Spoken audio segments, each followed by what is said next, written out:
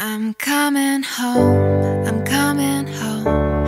Tell the world I'm coming home. Let the rain wash away all the pain of yesterday. I know my kingdom awaits, and they've forgiven my mistakes. I'm coming home, I'm coming home. Tell the world I'm coming.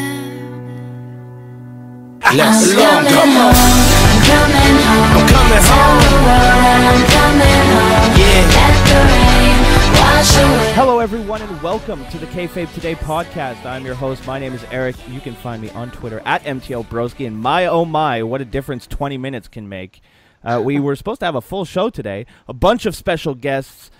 Travis was supposed to be here as usual. But, 20 minutes, a lot can change. And I'm just here, but I'm here with a special guest, a very special guest, a returning, not as a returning guest, a returning host. That's right, the top worker of Kayfabe Today. My good friend Drew Ortman is back. The king of Photoshop has returned. Hello, Drew. Welcome back to the show. What's up, man? You're taking the Photoshop crown without using Photoshop. Not bad, right? Okay. I'm a man of many talents. So how you good. been? It's been I'm a minute. good.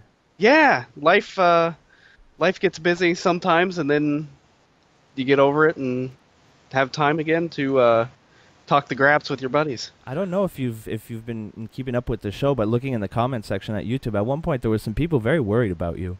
Really? Yeah. No, I haven't seen that. There were people asking, they're like, whatever happened to Drew? You guys never addressed it. Because you just kind of went away, and then me and Robbie kept doing our thing, and then Robbie had to go away to America, and then Robbie got shipped to America. he got shipped to he got In a shipped, box. He got shipped overseas Yeah. to fight the In good pieces. fight. He's taken America back for the UK. He's bringing him Right. back. He's bringing him back to the Union. Oh, by going to Walmart every day. Yeah, and then I Yeah. did a couple shows by myself, and then Travis came on as a permanent co-host, and people were just wondering whatever happened to Drew. Well, Drew's back. There was never any heat. People thought there was heat, maybe a heel turn, but IRL real turn. No, there might be a little bit of a heel turn, but Well, it's the internet. If somebody disappears off someone's show, it's because they hate each other. It's not like there's other things in life to do. We don't just sit at home every week waiting for this moment to happen. We do things. Well, I mean, maybe Drew does. I mostly just sit around. Right. I mostly just sit around and wait to do this show. But there was Fake no news. heat. Yeah, fake news. Yes, now I Fake- get to use a Trump meme. Quiet. Don't be rude. You are fake news. But there was no heat. Everything's good. Drew is back. We're going to Yeah. try to get things more of on a regular basis. By the end of the month, Robbie should be home. So who knows? Maybe one day we'll have all four hosts on the show at the same time. But at the same time, it's pretty cool that we have a nice little stable here. So yeah, that it's an introduction back into the. yeah, and if somebody back in the- can't make it on the show, there's always a backup. So there's always. I know. Basically, what I'm saying is I'll never have to do another one of these fuckers alone. So that, Right. that in itself is great. Uh, Eric likes to smoke during the podcasts. yeah. I need to sometimes. So we're going to get into some news real quick. It's kind of a slow news week for wrestling. In fact, the only news that I really have to bring up is something that was brought to my attention about, say an hour ago at this point. Oh yeah. Paige returning to the WWE sometime soon. You care to speculate, Drew? When do you think she'll make her return? Let's say she's cleared and everything. Like she went on what was it? It was Busted Open Radio, right? Yeah. Okay, great. So she Yep. went on there and she announced that, yes, she will be returning to the WWE. So let's play a little game here. Let's pretend that she's, 100% cleared. She's just waiting to be inserted into a storyline or something. Where do you see her coming back in? And do you think she'll make an impact? I guess if it was going to be anytime soon, the first thing you want to look at is what women's matches do you have at SummerSlam, and could there be a run-in there? And then, but there's always the possibility of the Raw after SummerSlam when they're bringing people up and bringing people back. And That was going to be my guess. I Yeah. don't see her being at the pay-per-view, but I see if she's coming back, right? Right. I see her coming back the night after SummerSlam. That would make the most sense. You want to bring her back when, things are hot, and I'm assuming after 6 hours, we're just going to want more wrestling. We're just going to Yeah. want more WWE. Exactly, and I think the right. It's like the 6-hour shot. The 6-hour shot is that fat line, and that 3-hour Raw is the come down bump. And then your 2-hour SmackDown, 1-hour NXT, and then by the end of the week you're just done. You're in rehab. You're good. You're right. fucking rehab. You're shaking in your bed. Just. But do you think she'll make an impact? Do you think people still care? She's been gone for a while. Yeah, I think so, because even while she was gone, her name became even bigger, I think, just from whatever scandal or Eric Bischoff. Eric Bischoff's philosophy on pro wrestling. Controversy creates cash, and she certainly created a lot, and we've talked a lot about it on this podcast. We've had very unpopular opinions. Right. Very unpopular opinions. That's I think her best landing spot would probably be, I would think, Raw at this point, just to freshen things up a little bit. I agree. You got Sasha Banks. You can have a match with Paige, or you have Bayley, or just or Nia Jax. Even I think Paige would be the most legitimate one to go against, because I don't believe Nia Jax versus anybody on that fucking roster. And I could, to a certain extent, believe a Paige versus Nia Jax, because Paige does have that legitimate background of being in wrestling her entire life, basically. Absolutely. So that would be the most. I guess Raw would be all right, or even Alexa Bliss. But even Alexa Bliss, no, I don't know. Nia Jax should have that title, and she should keep it forever. She should have it for as long as she wants to. The Brock of the women's division, right? Yeah. Just have her start tossing bitches all over the place. Top draw right there. It's going to be, I saw somebody mention, I think they're asking Dave Meltzer on Twitter, like, you ever think they could have like a 20-woman Royal Rumble, and that'll be the name. It'll be like the main event, the 30-man over the top rope Royal Rumble, and the undercard is the bitch toss. Oh, the bitch toss. Could you imagine, dude, if this was the Attitude Era, Nia Jax would already have a T-shirt, and on the front in big bold letters, it'd be written, "I toss bitches." Man, I'd buy that shirt. I think that should be your next shirt. I'd wear it as. Oh my god. Well, I don't know about that one. I might get in trouble for that one. I would wear it as you may. I wouldn't recommend a male wears it outside, especially if you're white and privileged. Wear it to court. Wear it to court. What do you mean, Judge? I'm a good guy. No, but I would say like maybe wear it as a jammy jam. As a pajama top. Yeah. Nice calm dreams of tossing women over the top rope. Life advice here from the Kayfabe Today podcast. Drew Ortman making his triumphant return to the show today. Absolutely. I love where the conversation has gone. Yeah, I mean, I don't remember where it started, but that's something about Paige. Good. Yeah, and then the other little tidbit of news, which I don't really even see as news, to be honest, it comes to us straight from TMZ, that completely credible source for news. So what I'm going to do is I'm going to put the video in right here so you know what we're talking about. So check this out. Oh, fuck Whitney. I'm trying to text her, bro. I just need a motherfucker. Leave me. I ain't going nowhere now. You get off my block. How about that? I'm from Atlanta and I run this. Understand that. Understand that. You'll get beat in New York City tonight. Fuck is you talking about? You're from Atlanta? You want to talk shit to me? No, I want to talk shit to you. I want to tell you congratulations, nigga. No, fuck your hands. All right, so did you see the video? Yeah. Yeah. I don't. He says fuck a couple times. I don't get it. Like unless I'm missing something. I watched it on my phone, so maybe I didn't hear everything. Yeah, and the audio was awful. I mean, it wasn't. You had to have it up, but it was just him getting pissed at some people and them getting pissed at him, and he was just drunk. That was. I'm assuming. They have a hard-on for Chris Jericho, like yelling at people. Didn't they break the story of him like pushing a female fan or trying to push someone, and he ended up hitting a female fan a couple years ago? Yeah. Like, just leave him alone. If Chris Jericho smells like the booze, just back off. Just back off. He has a poor reaction. I didn't know that throughout most of the video. I couldn't really tell if he was drunk, but then at the end, like when those other guys are walking away and his friend's like holding him, he's like, "Hey, get back here!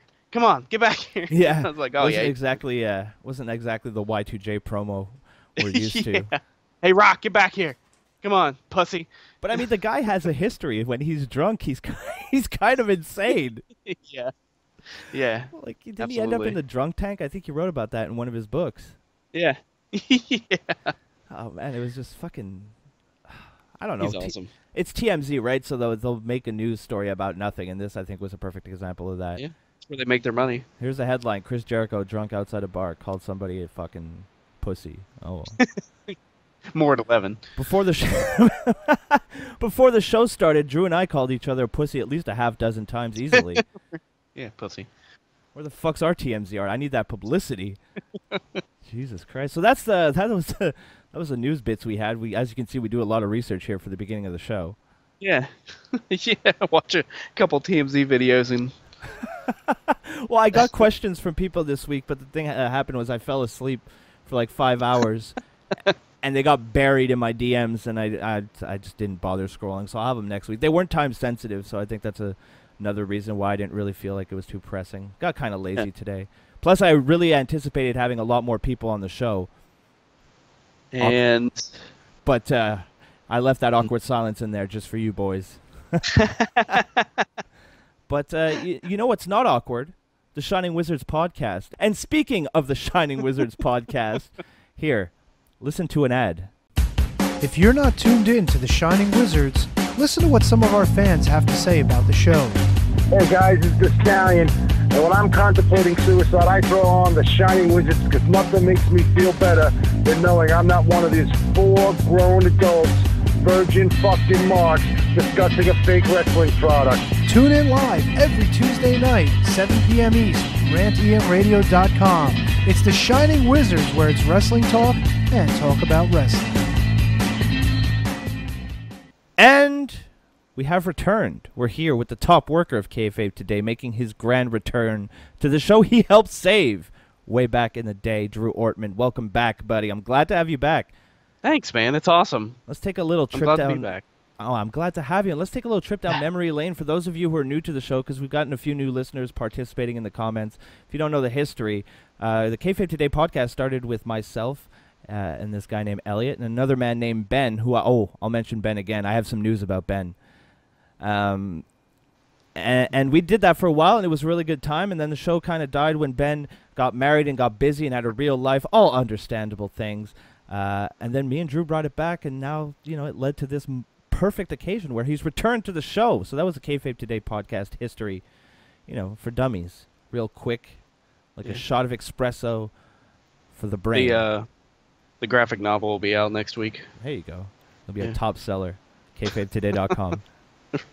And speaking of KayfabeToday.com, I got a request from the top dog, the man who runs the website now, Kieran, to plug some of our affiliates. So as soon as I scroll up and find those affiliates, I'll read them off, because I'm a nice guy like that, and I'd like to help people out. This is Dead Air is great. I can't find the fucking list of people. I can't find the fucking... Oh, wait, I'm so stupid. It's because he sent it to me on the Kayfabe Today account, not on his personal account. All right, so some affiliates, and you need to check these people out. Rock Bottom Radio, I'm a big fan of their show, at Rock Bottom Radio on Twitter. You should also check out Tapped Out Wrestling Buzzards Podcast. So check those guys out, and you can check them all, and you can find their links easily and in one convenient place at kayfabetoday.com. You like that? I came back from an ad with another fucking ad. Always be closing, Drew. All right, with my shameless shilling out of the way, it's time for our Monday Night Raw review and recap. Now, it's pretty late, boys and girls. It's midnight right now. So we're probably going to get through this show pretty quickly. Plus, Raw wasn't really that good this week, but we'll find some things to talk about. All right, so the official results. The Hardys defeated Anderson and Gallows at 9 minutes and 4 seconds via pinfall. Akira Tozawa, Rich Swann, and Cedric Alexander defeated Tony Nese, TJP, and Arya Daivari at 8 minutes and 46 seconds via pinfall. Seth Rollins, Jesus Christ, that's a hard name to say, defeated Sheamus at 8 minutes and 27 seconds. Roman Reigns defeated Samoa Joe and Braun Strowman at 13:55 via pinfall. Elias, we can't afford Samson anymore, defeated Kalisto at 7 minutes and 25 seconds via pinfall. Bayley defeated Nia Jax at 8:47 via countout. Fucking lame. And our lame event was Cass versus Cass defeated the Big Show at 5 minutes and 25 seconds.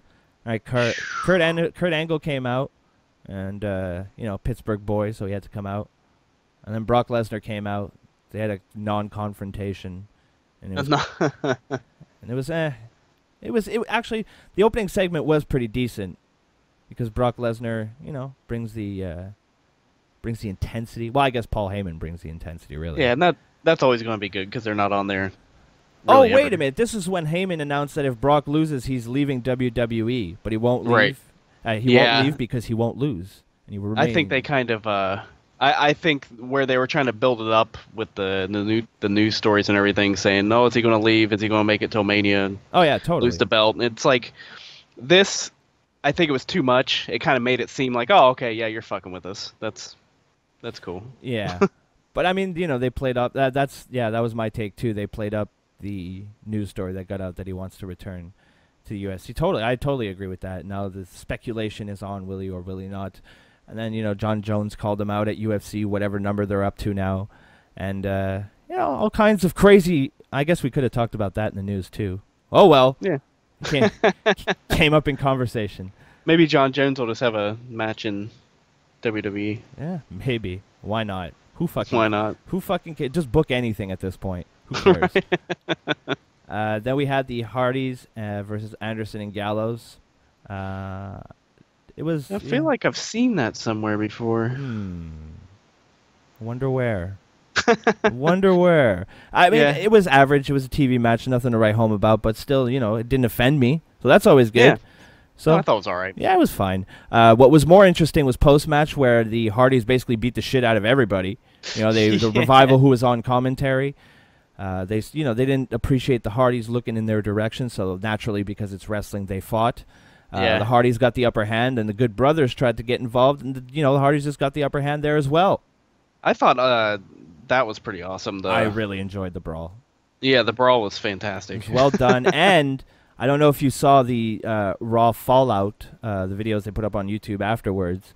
No. Where Matt Hardy basically went into full broken mode by the end of the promo. Oh, that's awesome. I missed that. And there was news this week that or was it this week or maybe the week before, that TNA, all the applications they put in for all the broken gimmick, and the broken universe stuff, they all got rejected. So now the speculation is back on, is that we're going to get the Broken Hardys in WWE, and now with this promo, I was just like, I watch this and I try not to mark out. I try really hard not to mark out. Sure. Because I don't want to get my hopes up. But fuck. All the signs are pointing towards it. And then Jeff, he got that twinkle in the eye where he's kind of looking off into the distance and shit like he did when he was Brother Nero. Right. So, I bet I failed. I just said I'm trying not to get my hopes up, but like my hopes are so up right now. Like I just want them so bad, and people are so negative. People are so WWE is just gonna fucking ruin it. Probably, probably.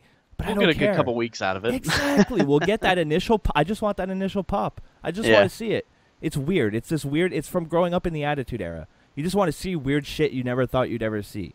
Now, if they let them go back to the Hardy compound, things could stay up. And they need Rebby, and they need King Maxwell, and whatever his other kid's name is. Yeah. It needs to go back to the way it was, and they need Vanguard 1. all that shit. Man, WWE could make that shit look cool. Dude, do you know, they could just sell branded fucking drones. They would. They would sell the hashtag broken drone. That'd be amazing. That's what I'm calling this episode. They'll have a gardening service. I'm calling this episode hashtag broken drone. Broken Jones. Broken Jones. That's what's going to happen if Brock Lesnar faces John Jones. See, we tied it all up together. Loose ends. How that was all planned we right took there. My failure and made it a positive. I wrote that down. I wrote that. We had the Cruiserman for fuck's sake. That's what I'm calling it. From now on, that's what I'm calling them. We had the Cruiserman match here. The sounds like a like a Mega Man or like a Mega Man boss.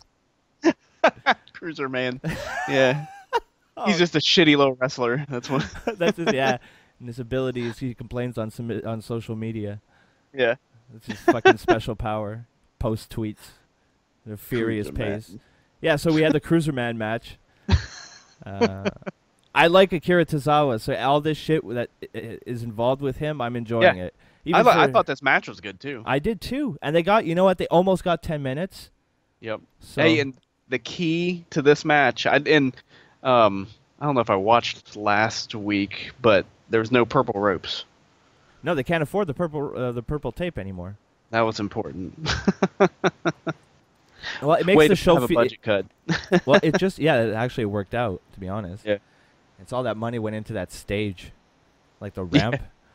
Right, with the LED ramp. No, but it just makes it feel like it's a part of the show. It doesn't stick out like a sore thumb anymore. So I think that's a positive. The Miz TV with Jason Jordan. Yeah. You want to talk? This was terrible. So, I think at this point, somebody was talking about it, that Jason Jordan is literally going to end up exactly like Kurt Angle, where they're going to push him hard as a babyface, and everybody's going to fucking hate him. I could see that actually. Yeah, because I already hate him. I already hate him. Yeah. I don't like him. And he smiles a lot. And he sucks at promos big time. You can see why he put him with Chad Gable. I hope Chad Gable gets sent to Raw and just beats the fuck out of him. I wouldn't mind that. Yeah. I didn't like the Miz was great as usual. Yeah. But fuck, I don't even want to talk about this. Like, there's nothing. They were grasping for storylines hard when they went with this one. Yeah, I wasn't. The whole build to it was really great. The build was amazing, but the letdown, the reveal, and I thought maybe I could get into it, but now it's a couple weeks into it, and I'm just I don't. Yeah, I think the whole thing behind it was that was the their MO for that was the build for it, and once it hit and he came out, and then they're like, oh, okay, whatever, this guy, then that's it, it's over. Now they just have to figure out what the fuck to do with it. Yeah, it's a big wet fart. Nobody. Yeah. And nobody was happy. Yeah. Then we had Seth Rollins versus Sheamus, and my biggest takeaway from this match was that someone screamed "Burn it down" during Seth Rollins' theme song, and then I had this second of holy shit, has it been that way the entire time, and I'm just noticing it now? I didn't even notice it then. Yeah, it hit me like a fucking hammer to the face. I was half asleep on the couch, and then I'm like, oh, it's Seth Rollins. And then I hear "Burn it down," and I'm like, well, where did that voice come from? I've never heard that man scream before. It's to sell the T-shirt, I think it has something to do with the 2K support, like the game. I think it has something to do with that. I think. That's my best guess. But yeah, besides Seth Rollins' theme song, his match with Sheamus, I thought it was pretty good. I thought it had a decent back and forth. Ever since he's become a tag team with Cesaro, I've been a big Sheamus fan. Oh, he's fantastic. It was the perfect pairing at the time. It really was, and they're still really good. And I hope they keep the titles for a while, because I like the chemistry they have together, and they're one of the more believable tag teams on Raw. And I think the only problem, I guess, aside from the Hardys, maybe, is they're so believable. They just seem like heads above everyone else, automatically. Yeah. It's just. I hope they don't break him up. Because Cesaro as a heel is better than a babyface. Vince just decided to do that as you said that, I'm sure. Yeah, he's listening to this right now. God damn it. Let's piss off that kid, pal. Fuck. I hate this kid and his opinions. All he does is yell and put himself over, pal. I was... Yes, I knew the Vince voice would come up at some point. I was listening to Bruce Pritchard's podcast yesterday, and they brought up, talking the Attitude Era, and they brought up Jackie. And they were saying what Vince thought of her in the bathing suit, and he was like, chocolate milk. I was like, oh my God. Jesus Christ. Oh. I wish I could sit in a room. We're going to get Vince McMahon on this show one day. Oh, that'd be amazing. To admit that he loves this podcast. Chocolate milk. Do you think Vince knows what a podcast is, even though he's had them on his network? Absolutely not. No. He thinks they're it's a talk show, damn it. When am I going to be on NBC? It's like fucking Donahue, god damn it. He's like, I used to do this shit in 1987. I loved Vince's talk show back in the day. Oh, yeah. He's such an awkward host. In the Bobby Heenan show. Yes. Oh, God. Bobby Heenan and Gorilla Monsoon I feel like they're a forgotten brilliance. Oh, they were the best. There will never be anything better. Kids don't know them. I was talking to a former guest, Tonkasa, from Grapple Vision, last week, about kids now will never know the joys of trading tapes. And when you got a tape and you're like, I have no fucking clue what's on here. Yeah. And then you would have like an event, and then if you waited a couple of minutes, there'd be this whole different match you didn't even know that was on there. Right. remember when fucking like movies and shit would do that? They would put something like 5 minutes of black screen, and then if you waited or fast forwarded, you could just fucking watch that shit. And it was the like, original whoa. Easter egg. Yeah, exactly. Yeah. I remember the first time I figured that out when I was a kid. I was like, wow, why is there 15 minutes left? I'm going to watch this black screen because I'm a child and I'm an idiot. But then you get rewarded for being an idiot. Be kind, rewind. That's where society be kind, rewind. That's where society started going downhill when they rewarded you for watching a black screen. Right. We've traced the downfall of civilization to that single point. We figured it out. It was the VHS tapes. We're changing lives and we're changing history with the podcast today. God damn, what a return by Drew Ortman. God damn it. Damn it, pal. Bray Wyatt starts talking again. He says stuff.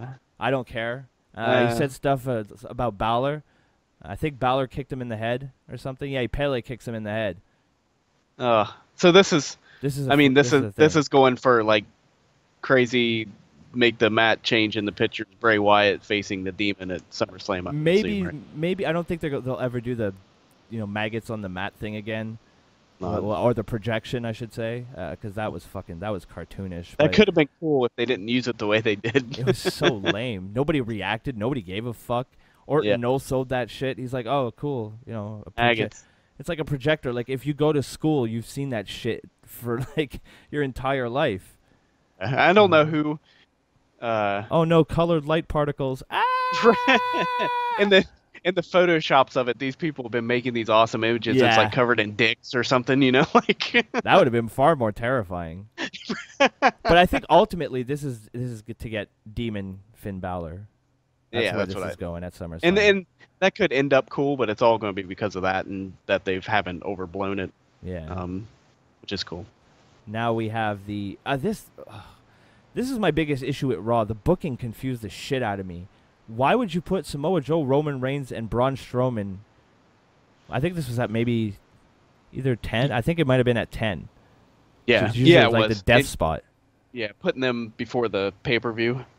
Yeah, well, there's that, but like, why wasn't this your main event? Why would you put Big Show and fucking Cass in your main event when you had this on the same card?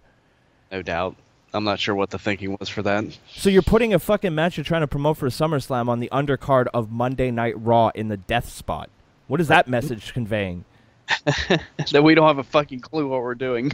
Yeah, it's like, what if Brock Lesnar's not in this match? Like nobody should give a fuck. Like it was okay. I thought the match was fine. It was pretty fucking hard hitting.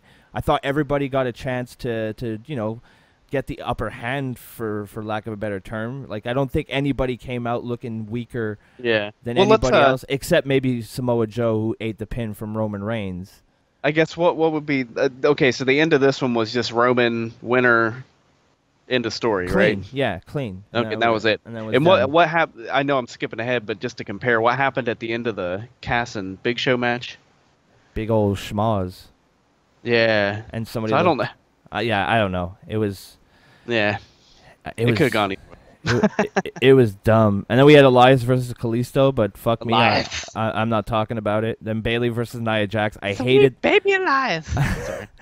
Bayley versus Nia Jax. I hated this match. Yeah. It's killing me right now as we speak. I didn't like this match at all for the simple fact that Nia Jax spent the entire time beating the shit out of her and then lost via count out. Fucking stupid. But this, oh my god, man, we missed so much news by saying there wasn't that much that happened. But Bayley's injured. Yeah, she got fucked up. You could tell during that match she got fucked up. She got fucked up.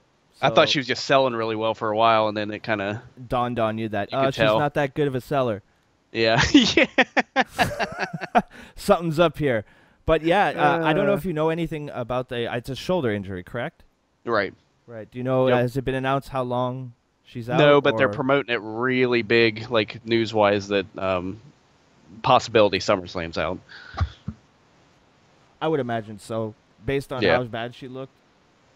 Yeah, she didn't seem too happy. No, exactly. Hopefully she doesn't need surgery, but... Yeah, Finn Balor did tweet her, though, wishing her well. Oh, no. Yeah. Oh, no. But yeah, like, it doesn't look like SummerSlam is in her future, but So that would be change it to probably Sasha Banks. Sasha? Yeah. That's what I'm thinking. I'm cool with that. Yeah, it's all right. It's all right, I guess. Enzo came out afterwards and did his shtick. Then Cass came out to his creator wrestler generic theme. I hate that theme. I was going to give it a couple weeks to let it grow on me, but it's too, like, I can't wait to use it in WWE 2K18. Yeah. As my guy that wears black trunks with a bald head and a mustache who will never draw a dime. Or a goatee, not a mustache. Fuck, I fucked it up.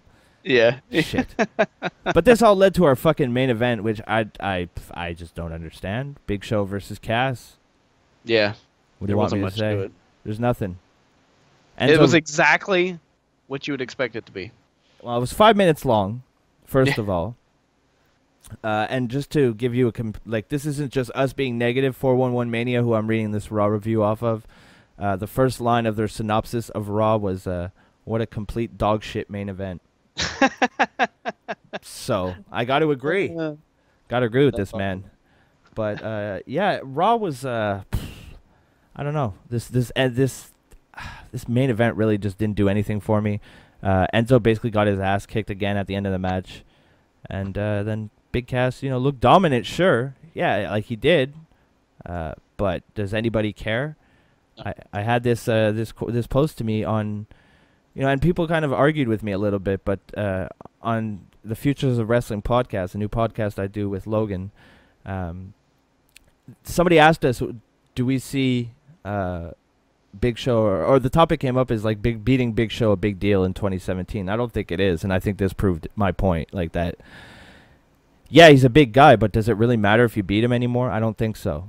Everybody's beat him. Yeah, exactly. And he hasn't been around in so long, and it just doesn't matter to me anymore. So that at least he's in better shape. Yeah, he is. He definitely is. But I mean, he's still kind of bland, to be polite about it. Yeah. In terms of, he's getting up there in age. I understand you can't stay hot forever, but yeah, I don't think beating Big Show means exactly what it used to mean, and I don't think WWE realizes that. No, it's still the Big Show. He's an attraction. Big bastard. He's an attraction. Damn it.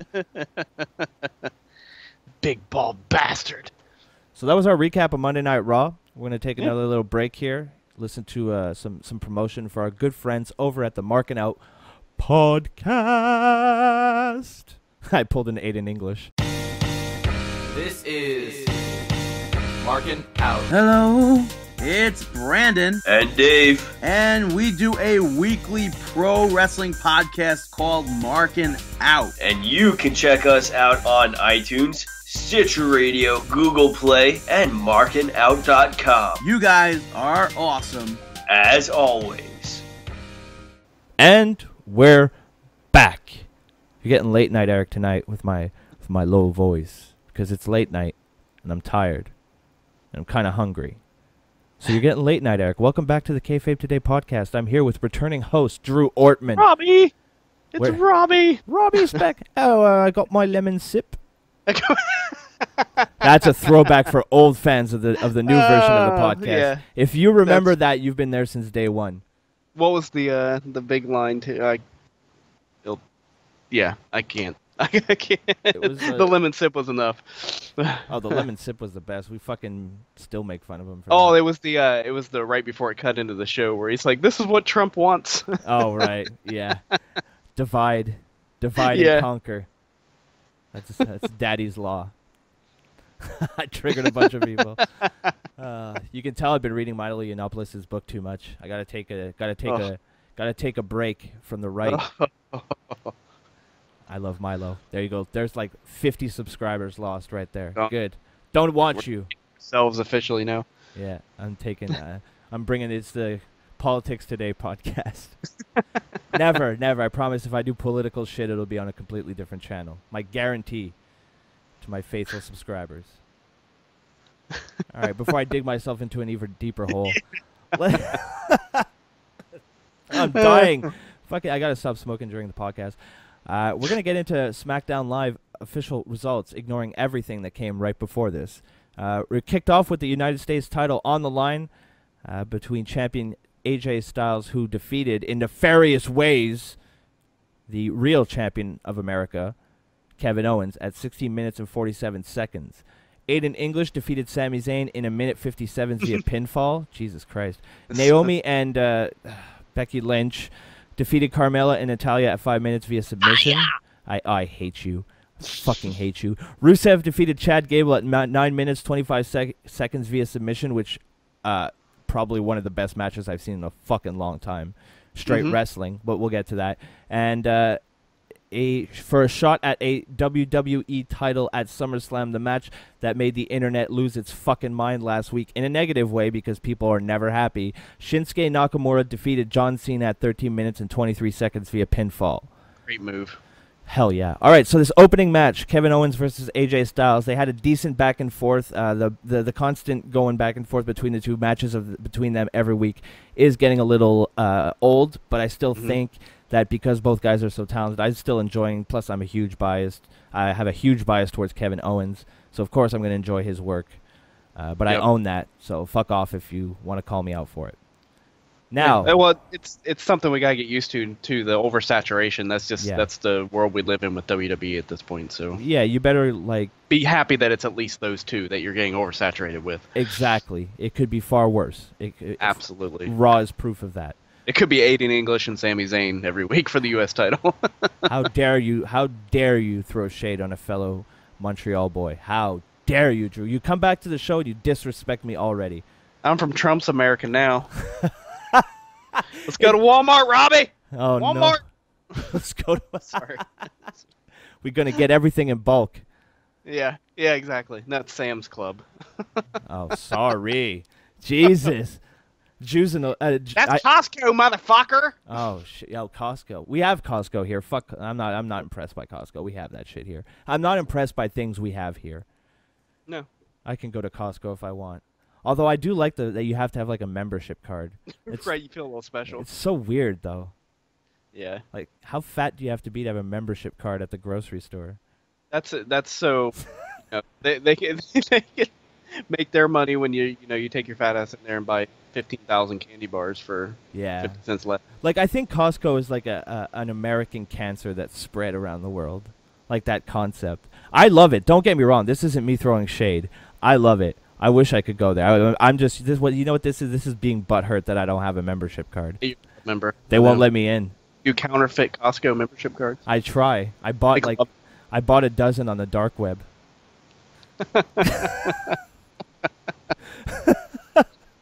It's like a hitman, and I do Costco counterfeiting if you need it. Yeah, I murder and I counterfeit Costco cards. I murder at Costco. Oh, the wordplay on the show is making my head dizzy this week. Maybe that's the weed. Yeah. No, it's the wordplay. This was a good match, but I'm gonna have to say, the fucking conspiracy. I've been calling it for like a year now. Shane McMahon has a personal vendetta. And now this jabroni, this no-name kid who never beat anyone, Daniel Bryan, he's got a little beef with Kevin Owens too because he can't be in the ring killing it like Kevin Owens does. It's not his fault you have a glass neck, Daniel, and you got a glass head. It's not his neck, his head. I forgot the concussions. Daniel, you got a glass head. Don't take it out on Kevin Owens. You're top star on SmackDown. How dare you? How dare you?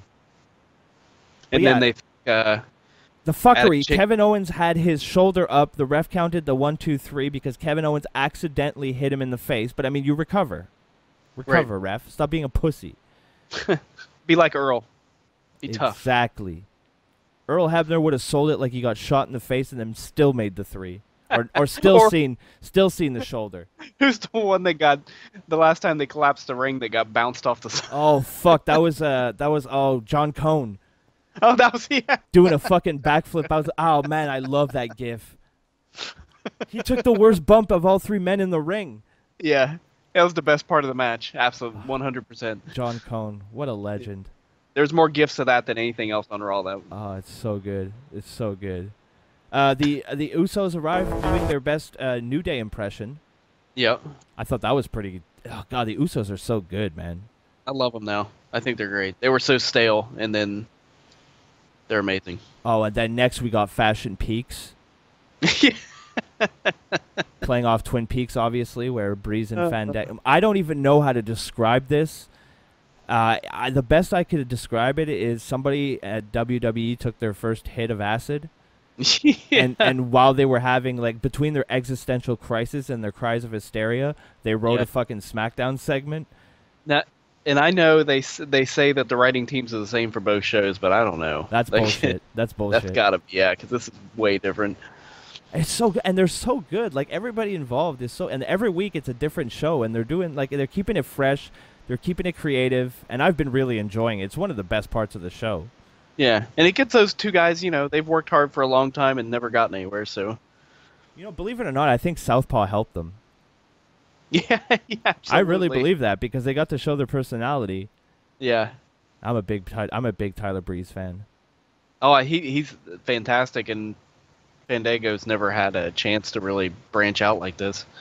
My favorite thing about Fandango is that if you look at him outside the ring, he's like this big redneck fucking manly man. Yeah, tattoos down his legs and and he always plays this like super effeminate, like gay character, for lack of a better description. Sure. But yeah, I'm really enjoying the Fashion Files and what they're doing each and every week. It's pretty good. I'm sure eventually it'll jump the shark, but we're not there yet, so I'm happy. It's bad that this is way better than the Kurt Angle, Jason Jordan storyline. Right. I look forward to seeing what they're going to be up to, as opposed to what's happening on the Maury Povich show on Monday nights. All right, we had a shocker up next. Sami You're not Zayn. the father. Oh, sorry. Yes, I'm gonna put people celebrating that. Yeah. Up next, we had Sami Zayn versus Aiden English in a shocker. Aiden English with a quick roll-up, defeating Sami Zayn at a minute 57. And Sami's face after he lost was fucking perfect. Oh, yeah. He's just pure, like, I don't understand what just happened. He was so puzzled looking. The match itself, there's not too much to say. It lasted under 2 minutes. Yeah, there wasn't much of a match to it. I mean, both guys were in the ring. So there you go. Yeah. That's my review. Winner. Both guys were in the ring, and then they weren't. Sammy's face is the rating for the for the match. I give it 1 Sami Zayn face out of 10. Then up next we had Naomi and Becky Lynch versus Carmella and Natalya. But I have to admit, I didn't watch it. I skipped. I don't want to do this to myself anymore. So I just skipped the match. I know that Naomi and Becky defeated Carmella and Natalya 5 minutes via submission, and I love the little note here, because after he straight up reviews, he always gives his opinion on this website, and the only thing he wrote here was, "This was okay." That's it. He's right. We then had a Renee Young interview with Jinder Mahal backstage, but he doesn't, it's just to find out who he wants to face. He says he doesn't care because he's the modern day Maharaja, and he can feel the I love this. He can feel the xenophobia when he walks down the street. That needs to be on a T-shirt. Yeah, that was awesome. I want that shirt. Like, wear that as a white dude walking around. I can feel the xenophobia. I take up the cause of all the victims. It's the American. Well, no, it's the Canadian Jesus. Oh, that's right. It's the SJW way. Up next, we had what I think is one of the best wrestling matches, and I emphasize the word wrestling. Chad Gable and Rusev. The whole beginning of this match, they were actually wrestling, like old school shoot, catch as catch can wrestling. It was awesome. It was so different than anything. Dude, it was so good. Match of the week, match of the night, match of the month. Easily. Well, I mean, we're only the 3rd of August, but you know what I mean. Like, it was, dude, it was so refreshing. Yeah, I totally agree. It was so refreshing, and I was like, oh, dude, please, Chad Gable, Rusev feud, give it to me for months. Book that shit slow. No, because we're getting a Randy Orton Rusev feud. Mm-hmm. for SummerSlam, apparently, and I'm not pleased because this match was so good. Yeah. Chad Gable is so good, and you know what? Right, okay, he's not, he can do the high-flying stuff, right? But he's mainly, I would consider him what, I don't really like the term, but I can understand what people mean when they use it. He's basically a technical wrestler, right? Right. Name me somebody else who gets to showcase that. Maybe Jason Jordan, but he's not as good as Chad Gable. No, Chad Gable's way better. And nobody does that. And I love, dude, when they were, like, this is how, like, desperate we are for old school wrestling. Like, even when they were at the beginning, when they were just circling themselves with their hands up in that old school wrestler position. Yeah. I was like, I popped for that. I was like, God damn, this brings me back. Matches of my youth. And the rest of the match after they broke out of that was amazing too. Yeah, it was proving And that then- you can mesh both styles and have a fucking great match through and through. Absolutely. Because And Rusev's in shape. Yo, Rusev is a beast, man. I don't understand how that guy's not higher up on the card. Maybe Yeah, his no promos, maybe because they want to make sure he can stay healthy. Maybe Vince just doesn't like foreigners. Ding, ding, ding. We have a winner. Oh, he has an accent. Make him a heel, pal. Make him He's got an accent. Nobody knows what he's saying. chocolate milk. Yeah. Well, post match, this is what happened. Post match, Rusev says he was promised competition, and that led Randy Orton to come out. And so it looks like we're getting a. Yeah. Oh wait, no, sorry. Before that, Rusev starts ranting in Bulgarian, which is nice. I love it when a heel rants in a language that nobody watching understands, or the majority of people don't understand. Nikolai Volkov is proud. Right, exactly. And so Orton lays him out with an RKO because, God forbid, we make Rusev look dominant for more than 5 seconds at a time. Such a waste. Yeah. Such a fucking waste.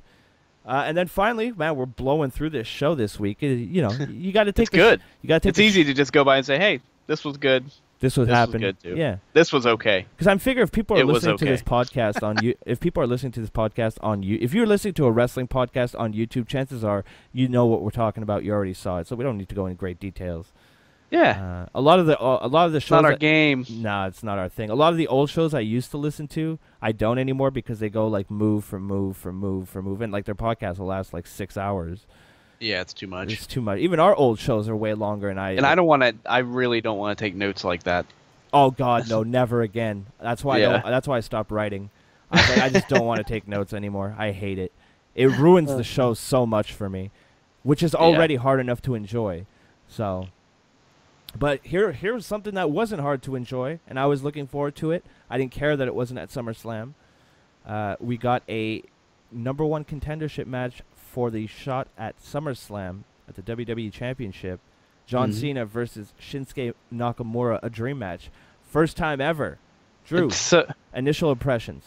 The fact that so many people bitched about it being quote-unquote given away on SmackDown, but that's why SmackDown's a better show, is matches like that. Yep. And I went on a long rant about this on the Futures of Wrestling podcast and the Kayfabe Today podcast last week. So if you missed that, be sure to check those out. All the links are on my channel. How convenient. All right, let's just talk about it right off the bat because that's what people want to hear about. Holy shit, John Cena's neck. You took a beating.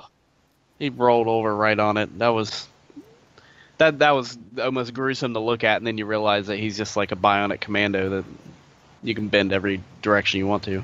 It was crazy. And one of the things that if this was the 80s, I would have been pissed, but, business is exposed. Did you notice the second Nakamura got the 3, he started pushing himself up towards Cena and looking, and he just looked at him the entire time, and he didn't, break eye contact. Yeah. Well, Did you see when they were both up, Cena was up, and they were going in for the handshake. Yep. Nakamura, the first thing he said was, "I'm sorry." I'm so sorry. Yeah, I watched it like 4 times. And Cena was like, "Don't be sorry." Yeah, yeah, I saw that too. So that just goes to prove that, people are, of course, because the internet's a wonderful place. Nakamura is dangerous. He's worse than Seth Rollins, and all this shit. And I mean, guys, it's wrestling.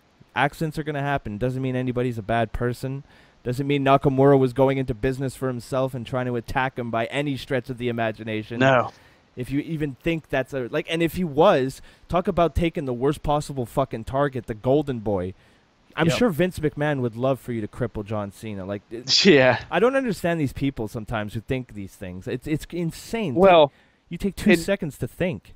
And you can tell from just how Cena reacted at the end, he knew it was a great match. He was really on cloud 9, even though he almost just got his neck broken. And just the things that happened during that match that you could tell even by the look on Cena's face, even though he knew what was happening and what was coming, he was just like, this is so different than anything I've been able to do lately. Like the little, Nakamura's mannerisms with the whole "you can't see me" thing back. I love that. When he used Cena's hand signals as binoculars. Yeah, exactly. Wow.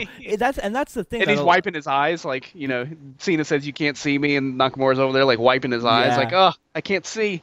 And that's the thing about Nakamura, the little things, because that's not a big spot. But if you pay attention and you like wrestling and you know how kind of like the psychology work, I popped so big for the binoculars. I popped huge for that. You could tell by the look on Cena's face. He was like, "Fuck yes, this is awesome." If you go back and look, if you look really carefully, because the camera cuts right away, but if you go back and look, he smirks. Like, I think Nakamura got him with that one. Had his head down, and then he kind of brought his head up and like smirked for a quick. Yeah, exactly. Yep.